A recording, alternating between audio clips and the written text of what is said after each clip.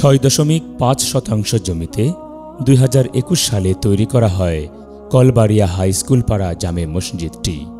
বাঁশের বাতার সাথে টিনের চাল ও টিনের বেড়া দিয়ে বানানো এই মসজিদে নিয়মিত 25 থেকে 30 জন মুসল্লি নামাজ আদায় করেন। অনেক পুরনো পদ্ধতিতেই কষ্ট করে চলছে অজু। স্বপ্ন ছিল ইটের দেয়ালে হবে সীমানা প্রাচীর, কিন্তু সামর্থ্য না থাকায় তা দিয়েছে বাঁশ দিয়েই।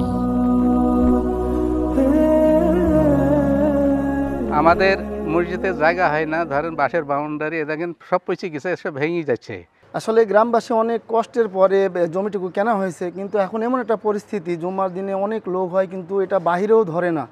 তো আপনারা যদি সহযোগিতা করে মসজিদটা করে দিতেন তাহলে আমরা একটু শান্তি পেতাম এবং আমাদের বাবা দাদারা একটু নামাজ পড়ে আরাম পেত, অথবা যে শিশু বাচ্চারা আছে ওদের মানে যে মসজিদ ভিত্তিক কোরআন শিক্ষা এটাও সুবিধা হয় না, কারণ এখানে সমস্যা ঘরের এবং এটা আমাদের আর্থিক অবস্থা খুবই খারাপ, যেহেতু সবাই নিম্ন আয়ের মানুষ, কৃষি এবং ভ্যান চালক এই ধরনের। তো এবং এটা আপনাদের জন্য সাদাকা হয়ে যেমন হতো এবং আমরা একটা দিনী শিক্ষার প্রতিষ্ঠান সুন্দরভাবে পেতাম, এই আর কি আপনাদের কাছে আমাদের আবেদন।